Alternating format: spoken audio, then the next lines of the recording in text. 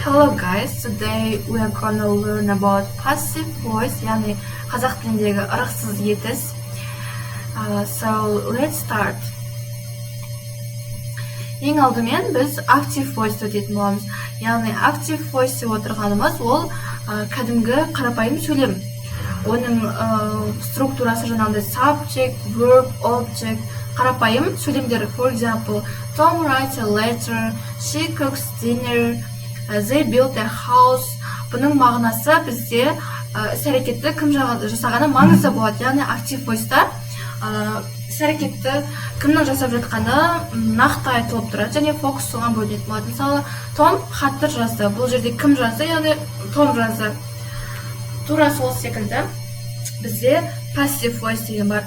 Бірақ бұл active voice-ға қарама-қарсы. Бұл жерде структурасы да басқаша болады және бұның мағынасы да басқаша. Структурасына тоқталып өтетін болсақ, object plus be plus verb 3 plus subject. For example, a letter is written by Tom. Dinner is cooked by her. Бұл жерде passive voice мағынасы іс-әрекетке көбірек назар аударылады. Яғни passive voice-та бізде кімнің істегені тіпті маңызды емес. Ол тек қосымша ақпарат ретінде ғана қабылданады, бірақ кімнің істегені бұл жерде маңызға алынбайды. Яғни жаңа мысалы a letter деген негізінде бізде object-та, бірақ біз passive voice-ның формуласы бойынша object-та алдына аламыз. Одан кейін бізде міндетті түрде to be кетеді, мына жақта жазғандай. Is, одан кейін бізде етістіктің үшінші шағы written және қосымша ақпарат ретінде біз by Tom деп қоса аламыз. Уже бұл бізде subject, яғни subject соңында, ал object уже басына кететін болады. So, passive voice формуласы осы subject plus be plus past participle. For example, the book is read, the house was built, the work will be finished. So, бұл жерде кімнің жасағаны маңызды болып тұрған жоқ. Кітап оқылды, үй соғылды, жұмыс бітіп қалады деген секілді. Солай кімнің жасағаны бұл жерде маңызды емес. Бұл жерде іс-әрекетке фокус қойылады. Және актив пен пассивті қалай ауыстыруға болады. Бізде активқа мысалы she writes a letter деген алатын болса, оны біз пассивқа қалай ауыстырамыз? A letter is written by her. Ең алдымен біз object-ті бізде яғни passive voice-та object subject болады. Яғни біз object-ті былай subject-ке айналдырып аламыз. Мысалы бізде active voice-та object ол a letter болса, бізде ол passive voice-та уже subject болып келеді. A letter деп осы object-ті subject-ке айналдырамыз. Екінші біз verb be plus verb 3 болады. Яғни біз жаңағы етістігімізді алдына to be-ді қосамыз, яғни мына жердегі is дегенді. Одан кейін біз үшінші формуласына, үшінші шаққа салатын боламыз. Яғни осы write дегенді written деп үшінші шаққа ауыстырамыз. Одан кейін барып біз subject-ті қолданамыз. Яғни subject-де біз she деп қоя салмаймыз. Бұл жерде уже by дегенге осылай келтіреміз. Яғни уже she дегенде біз by her деп осылай сөйлемге келтіреміз. Сонымен she writes a letter деген active voice-тағы сөйлем бізде a letter is written by her деп passive voice-ға ауысатын болады. Және бізде present passive-ға тоқталып өтетін болсақ, яғни passive voice present шақта қалай болады?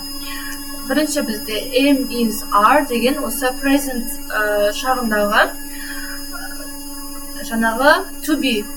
Және біз оған verb 3-ді қосамыз. For example, the homework is done, the room is cleaned. Яғни бізде бұл жаңағы object бізде бірінші subject болып ауысады. Одан кейін is деген осы жерде present-тің to be жазылған. Одан кейін бізде уже verb 3. Келесі бізде past passive. Бұл жерде енді тоже to be ауысады. Was, were plus verb 3. For example, The letter was sent yesterday. The cake was made by my mother. The bridge was built in 1990. яғни тура жаңағы формула, бірақ бізде уже to be pastқа ауысатын болады. Was built, was sent және was made деп осылай passive voiceқа айналдырғанда қолданамыз. Және future passive. Бұл жерде бізде will және be қосылады. Will be деп willға be'ді жалғайтын боламыз. For example, the project will be finished. The results will be announced. The meeting will be held tomorrow. Яғни то же самое, тек willға біз be'ді жалғайтын боламыз. Бұны ұмытып кетуге болмайды. So, passive voice'ті біз қашан қолданамыз? Бізде ең бірінші кім жасағаны белгісіз болған кезде, яғни my car was stolen. Менің машинам ұрланып кетті. Яғни бұл жерде кімнің ұрлағаны маңызды болып тұрған жоқ. Бізге главный информация ол бізде машинаның ұрланғаны. Және әрекет маңызды болған кезде, тура жаңа айтқандай, бізде не нәрсе типа кімнің істеген емес, не нәрсенің маңызды болып тұрғаны, іс-әрекеттің маңызды болып тұрғанында. Яғни English is spoken worldwide. Және ресми мәтіндерде де қолданыламыз. For example, the experiment was conducted. Көбінде байқасаңыздар, қазақ тілінде де, осылай ағылшын тілінде де осылай passive voice, яғни ырықсыз етісте жазылып жатады. Ресми мәтіндерде, яғни эксперимент осылай жүргізілді деген секілді, оны кім жүргізгені, кімнің істегені маңызды болып тұрған жоқ. And there are passive voice examples. Яғни бізде active voice пен passive voiceқа ауыстырғандағы тағы да көптеген examples'тарға, мысалдарға тоқталып өтсек. The first is people speak English all over the world. English is spoken all over the world. Яғни тура жаңағыдай, мына жердегі объектті біз subjectке айналдырып жібереміз. Және осылай етістіктің алдына біз is, яғни to be-ді қосамыз. Мысалы, мына жерде бізде present болып тұр ғой, сондықтан біз мұнда келіп is-ді қосатын боламыз. Ал мұнда мысалы stole деп бізде past болып тұрғандықтан біз мұнда was деп past-тағы to be-ді жалғайтын боламыз. Яғни someone stole my bag stolen, was stolen деп айтамыз. Кімнің жасағаны тағы да айтамын, маңызды емес. Және жиі кездесетін қателерге тоқталып өтетін болсақ, бізде, мысалы, мына сөйлемге қарайтын болсаңыздар, the homework is due. The homework деп бізде object, subjectке айналдырылған, is деп бізде to be қолданылған, бірақ do деп етістікті сол бірінші жағында қалып қойған. Бізде ол done деп екінші жағына, үшінші жаққа етістіктің үшінші жағына ауысу керек. Және келесі сөйлем, мысалы, the house built in 2000. Яғни бұл жерде the house деген бізде object subjectке айналдырылған, бірақ built деген алдында біз to be-ді қолдануымыз керек. Яғни дұрыс жауабымыз the house was built болады. Міне осындай қарапайым формуласы be plus verb 3. Осыны дұрыс қолдана білуіміз керек. Және мына жерде кішкене сөйлемдер бар. Active voice тұр, сіздер осыны passive voiceқа айналдырып, комментарийге жазып кетулеріңіз керек.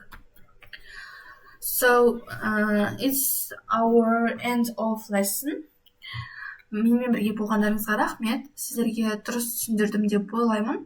Және passive voice негізінде өте қатты қиын емес, бұлай қызық тақырып.